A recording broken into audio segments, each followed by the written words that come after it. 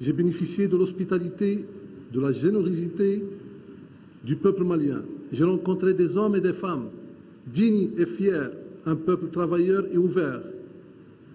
Je me suis toujours senti au Mali comme si je suis chez moi.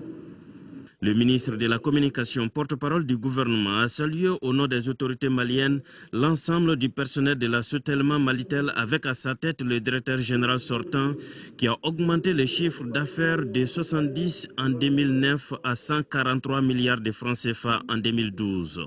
Au nom du gouvernement du Mali, je vous dis merci. Merci pour avoir choisi le Mali. Merci pour avoir choisi d'investir au Mali, aider au développement du Mali. Merci pour avoir, encore une fois, popularisé le téléphone, qui n'est pas seulement pour nous un instrument de communication, mais un fantastique outil de développement. La Sotelma Malitel est désormais dirigée par Mohamed Morchid. L'ONG Wildaf Mali, Femmes, Droits et Développement en Afrique, vient d'organiser une journée pour rendre hommage à Haïdara Aïssata Cissé, députée à l'Assemblée nationale du Mali. Dans le cadre des activités du 8 mars, Journée internationale de la femme, l'organisation est revenue sur les efforts entrepris par Haïdara Aïssata Cissé dans le cadre de la protection des droits humains au Mali et dans le monde. Abdelrahman Maïga nous en dit plus.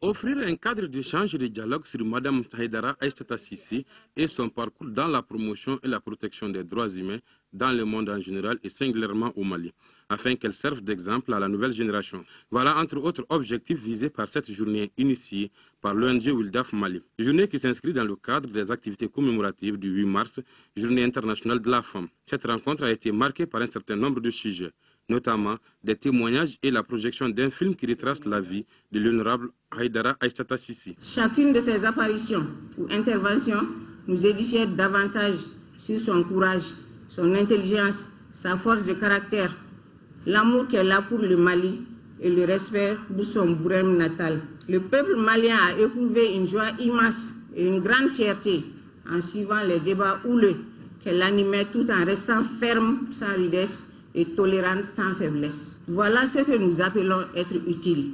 Cette femme, aux multiples occupations, a consacré toute sa vie à la lutte contre l'injustice et à la promotion des droits humains. D'abord syndicaliste, ensuite femme politique et chef d'entreprise. Cette mère de famille s'est fait distinguer par son courage et sa détermination dans la lutte contre les djihadistes et les groupes séparatistes qui occupaient le nord du Mali. Autant d'actions qui lui ont valu la confiance de Wildaf Mali. Votre choix sur ma modeste personne me pousse à redoubler d'efforts et à continuer la lutte qui est loin d'être terminée. Je vous fais la promesse de persévérer jusqu'à la victoire finale. La vie est un choix. J'ai fait le mien pour mon pays et je l'assumerai avec toutes les conséquences. Aussi, la native de Bourem dans la région de Gao entend apporter toute sa contribution au gouvernement malien dans la réussite du processus de réconciliation nationale. Selon elle, le plus compliqué est passé et le plus dur reste. C'est pourquoi la présidente du réseau parlementaire Femmes, Développement et Protection de l'Enfance a invité ses consoeurs à se mettre en ordre de bataille. Un combat qui sera axé principalement sur la sensibilisation des citoyens à ne pas céder à l'amalgame et travailler main dans la main pour la construction de l'édifice national. 5e Assemblée générale ordinaire de l'Association malienne des gestionnaires des ressources humaines. Il était question pour les membres de l'association de faire le bilan des activités menées au cours de l'année 2012 et d'échanger sur les défis à relever. Au centre des discussions figurait l'organisation des journées africaines des ressources humaines prévues au Mali en 2014. Adama Koudio. 1er mars 1989, 1er mars 2013, l'Ordre des architectes du Mali a 24 ans. Un anniversaire fêté sur fond de crise dans le pays où beaucoup d'infrastructures des zones libérées ont été détruites. L'Ordre entend apporter sa contribution dans la reconstruction des infrastructures en question. Nous sommes à la disposition des populations, du gouvernement du Mali pour vraiment, disons, voir ce problème de reconstruction pour que ce soit, disons, à hauteur des zones de souhait. On dit que les abris sont pour la guerre, les bonnes constructions sont les abris de la paix. Nous voulons rester dans cette logique. Pour les conseillers du ministre en charge du logement, les terroristes et autres groupes armés qui ont agressé le Mali ont porté un coup dur à la culture. C'est pourquoi il en appelle à l'ingéniosité des architectes pour la reconstruction des édifices.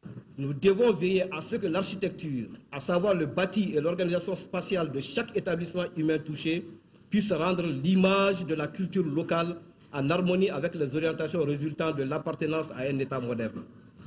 Au cours de la rencontre, l'assistance a eu droit à des communications sur l'évolution architecturale et la cartographie de Tombouctou.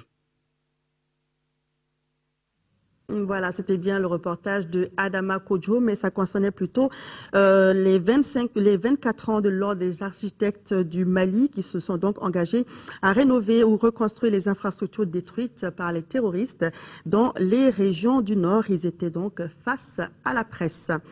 La direction centrale des services de santé des armées et la polyclinique militaire sont désormais dotés en matériel médicaux et autres consommables. Dans l'ONG Tapama, le matériel a coûté environ 150 millions de nos francs. La remise symbolique a eu lieu ce matin en présence du généreux donateur et des responsables des 2 structures bénéficiaires. Reportage de Nando Dambeli. Les sourires étaient sur toutes les lèvres dans les locaux de la Direction centrale des services de santé des armées et de la polyclinique militaire de Kati. Les dons de matériel médicaux reçus par les 2 structures est le fruit d'une convention signée entre l'ONG Tapama et le ministère de la Défense et des anciens combattants. Nous avons eu l'opportunité de créer un nouveau domaine qu'on a appelé Tapama Santé, suite à des dons de matériel. Donc nous avons collecté ces dons dans des dépôts et nous avons cherché des bénéficiaires au Mali.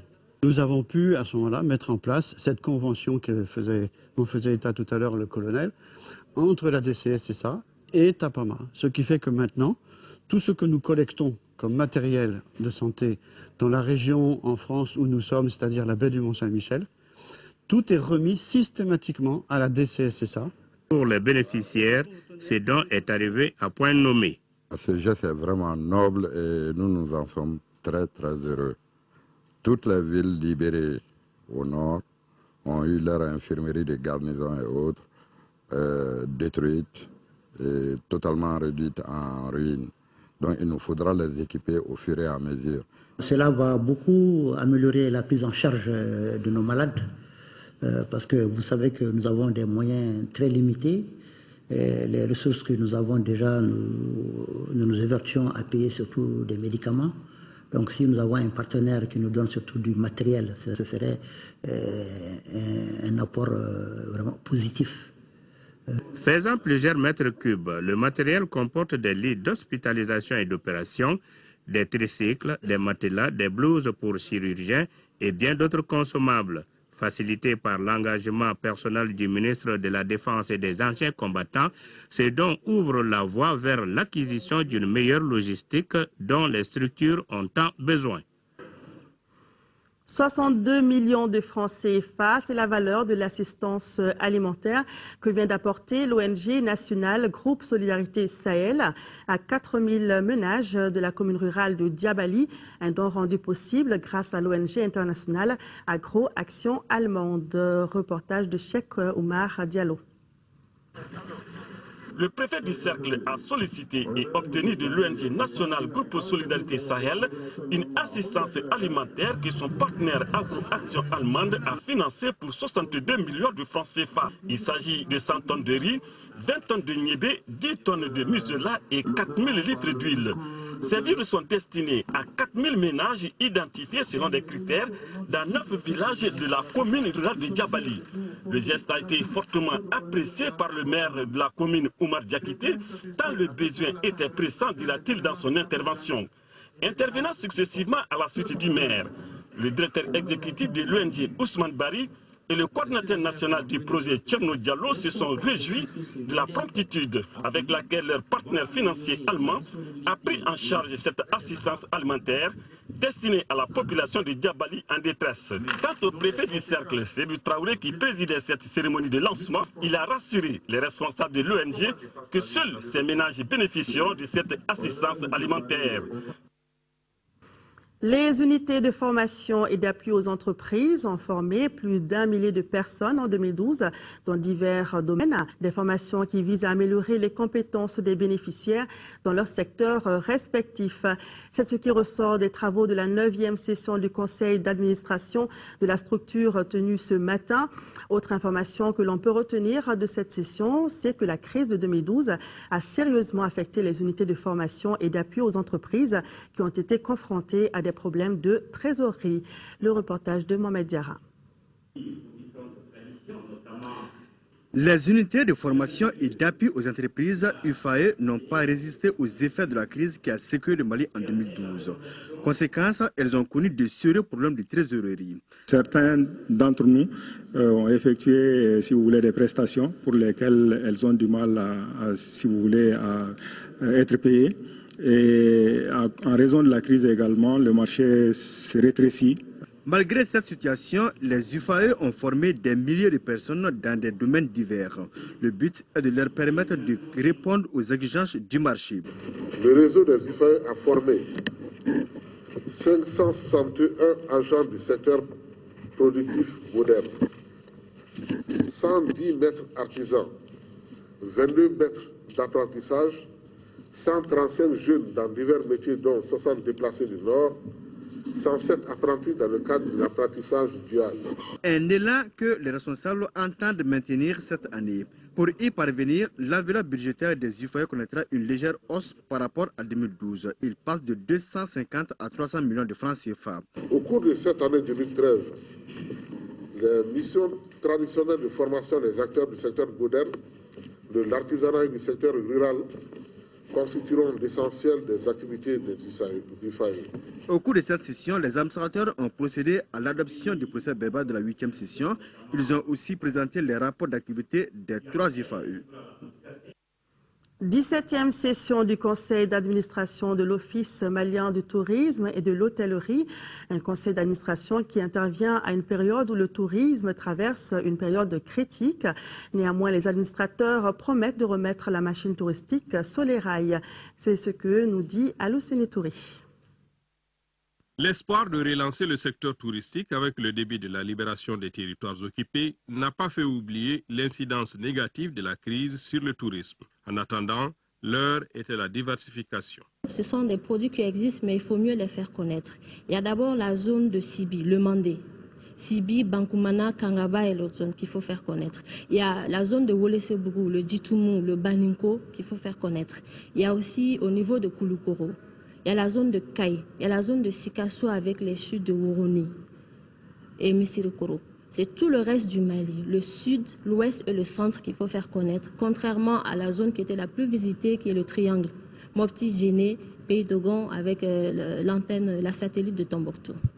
Lourdement endetté, l'Office malien du tourisme et de l'hôtellerie est en même temps confronté à d'énormes défis. Le présent conseil d'administration se tient à une période où l'espoir renaît avec le début de libération des régions nord et une partie du centre de notre territoire, jadis sous occupation des groupes terroristes. Cet état de fait nous autorise à envisager un retour rapide d'activité sur nos sites et dans nos structures d'hébergement. Mesdames, Messieurs les administrateurs, cette crise finissante doit nous interpeller à réorienter nos politiques de promotion et d'investissement afin de diversifier les produits touristiques du Mali. Cette 17e session du conseil d'administration de l'Office malien du tourisme et de l'hôtellerie jettera certainement les bases d'un redécollage du secteur touristique et hôtelier du Mali. Sport, football, Coupe de la Confédération, tour préliminaire retour. Ça y est, l'Union sportive de Bougouni a obtenu sa qualification cet après-midi pour les 16e de finale de la Coupe CAF en battant l'Unisport Oncam du Cameroun sur le score de 2-0. Le résumé de la rencontre avec Siragato Sissé. L'Union sportive de Bougouni est en 16e de finale de la Coupe de la Confédération. Grande première d'Union du Mali. Qui l'aurait cru? Déjà victorieux à l'aller 1-0, notre représentant a confirmé son excellente prestation. Tous les feux étaient au vert pour l'USB, comme la couleur de son maillot. Sans être brillants, les joueurs de l'US Bougouni ont profité des largesses de l'équipe camerounaise de l'Unisport du Haut-Cam pour frapper au bon moment. Mintou Doucouré coupe la trajectoire d'un coup franc tiré par le capitaine Boubacar Konaté à la 30e minute. Et à la 42e minute, Issoufa Kamara prend de vitesse son vis-à-vis et bat le portier de l'Unisport 2-0. La charge était lourde à porter pour les visiteurs. En seconde période, l'US Bougouni étouffe à nouveau l'Unisport mais ne concrétise pas. Score final 2-0. L'USB se qualifie avec brio pour les 16e de finale de la Coupe de la Confédération. Une soirée de rêve comme celle-là, Bougouni l'avait vécue en son temps, mais sur la scène nationale. Les jeunes gens étaient très volontaires d'abord et ambitieux. Les jeunes ont mouillé les maillots et je les félicite vraiment. Et quand on a raté la montée, vraiment on va essayer de rester les pieds à terre. Je pense que Bougouni a mérité largement sa victoire. Ils ont voulu gagner plus que nous. Ils ont marqué les buts au bon moment. Et je pense que nous avons failli parce qu'on n'a pas joué notre style en première mi-temps. Je crois qu'en deuxième mi-temps, je préfère être positif et regarder beaucoup plus la deuxième mi-temps pour l'avenir. La lune de miel continue pour l'Union sportive de Bougouni. Au prochain tour, elle rencontrera le vainqueur du match, Power Dynamos de Zambie, Air Dakar d'Angola. Match aller à l'extérieur le week-end des 15, 16 et 17 mars. Bravo à l'US Bougouni et bonne chance pour la suite. Coupe de la Confédération toujours. Notre second représentant reçoit demain le Stala Club d'Adjamé. À l'aller, les 11 créateurs de Nyarila avaient fait un but partout en Côte d'Ivoire. Comment les 11 créateurs préparent-ils ce match contre le Stella Club? Pour le savoir, suivant ce reportage de Aldu Matina qui est allé les voir à l'entraînement. C'est fort de leurs bons résultats, un but partout en terre ivoirienne, que les 11 créateurs de Nyarila préparent avec sérénité et confiance la réception du Stella Club d'Adjamé. Pour les protéger des Baïba, il s'agit de consolider leur acquis de l'aller dans la plus grande vigilance en vue de marquer de leur empreinte l'histoire de leur club. Par contre, ce n'est pas très sérieux. Bon, nous sommes toujours concentrés. Bon, depuis nous avons atterri chez nous ici. Bon, on s'est mis en tête que bon, c'est dit les gars, bon voilà quand le match ça commence dès aujourd'hui. Donc il faut préparer ce match très sûrement et puis bon, moralement et physiquement. Bon. Contre le Stella, bon, on a fait l'aller là-bas 1-1. Bon, le retour, on va tout faire pour pouvoir se maintenir et avoir les 3 points. Quoi. Internés au stade du 26 mars depuis quelques jours, les pensionnaires de Nyarila multiplient à l'entraînement plusieurs stratégies, notamment l'efficacité offensive. Une façon d'exploiter les insuffisances du représentant ivoirien. Ça doit être un match très difficile, ça doit être un match qui va se jouer avec beaucoup de détails. Donc, vu le match aller à Abidjan, on a tiré des leçons. Donc, de ces cas, on se prépare en conséquence. Les compétitions continentales demandent plus de motivation dans l'atteinte des objectifs. Pour cette rencontre retour du tour préliminaire de la Coupe de la Confédération, les 11 créateurs ne manquent pas d'arguments pour se frayer le chemin de la qualification dimanche à 16h30 au stade Omnisport Modibo Keita. Sport, toujours football sur le plan national cette fois. Ligue 1, la 15e journée marquant la fin de la phase aller se poursuit. Hier au stade Mamadou Konaté, la Jeanne d'Arc et le Djoliba ont fait match nul, un but partout. En seconde heure, le COB a battu l'Office du Niger Sport de Ségou sur le score de 3-0. Le compte rendu de Abdul Karim Kaba. En moins de 20 minutes, le club olympique de Bamako, ici en vert, a plié le match face à l'Office du Niger Sport de Ségou. D'abord à la 13e minute, sur un corner, de la tête, Mamadi Sidibé inscrit le premier but du COB. 6 minutes plus tard, à la suite d'une action rondement menée, Hamidou Traoré double la mise pour les Olympiens. 2-0 pour le club olympique de Bamako, score à la mi-temps. En seconde période, les visiteurs tentent de réagir, mais ils trouvent devant eux plus fort le club olympique de Bamako qui est deuxième au classement. Les Verts marqueront d'ailleurs un troisième but à la 76e minute par Idrissa Sangaré. 3-0 pour le COB, résultat final. Les hommes du président Moussa Konaté terminent la phase allée du championnat, deuxième avec 33 points. Auparavant, la Jeanne d'Arc était face au Djolibassi. Je suis vraiment déçu quand même du résultat parce que je pense que ça aurait pu se passer autrement. La colère l'énervement et le doute, c'est la situation actuelle dans les camps du champion sortant, le Djoliba. Face à la Jeanne d'Arc, les Rouges voudraient terminer la phase aller en beauté. Hélas, tel n'est pas été le cas. La vieille dame et les Rouges se sont partagés les points, un but partout pour cette 15e journée. Dès le démarrage, c'est-à-dire à la 13e minute, la J a opté un penalty. Cheikh Abdelkadrissi prend sans problème les tirs de Moussa Diop. 0-0, score à la mi-temps. Une minute seulement après la reprise, les Rouges trouvent un penalty, lequel sera transformé par Idrissa Traoré. 77e minute, Ibrahim Foufana de la Jeanne d'Arc sort pour 2 jaunes. À 4 minutes de la fin, le Djoliba n'arrive pas à conserver son but. Abdoulaye Kanouté établit la parité. Fin de la phase aller du championnat. Le Djoliba n'est pas dans les pelotons des 3 premiers et la Jeanne d'Arc reste toujours dans la zone rouge. Parlons à présent du sport et du 7e art qui font bon ménage. En témoigne le film documentaire L'exode de l'espoir réalisé par un ancien joueur de football malien, Youssouf Sampara. Le film est axé sur les difficultés que rencontrent les jeunes footballeurs en Europe. Le lancement du film a eu lieu jeudi dernier à la maison du partenariat de Bamako. Koumba Nyambele était à la projection. Nous découvrons avec elle le film. Informer et sensibiliser les jeunes footballeurs qui veulent coûte que coûte tenter le professionnalisme, c'est ce qui a motivé la réalisation de ce documentaire intitulé L'exode de l'espoir. Au Mali, 99% des jeunes footballeurs rêvent d'aller en Europe, tout en ignorant ce qui les attend là-bas.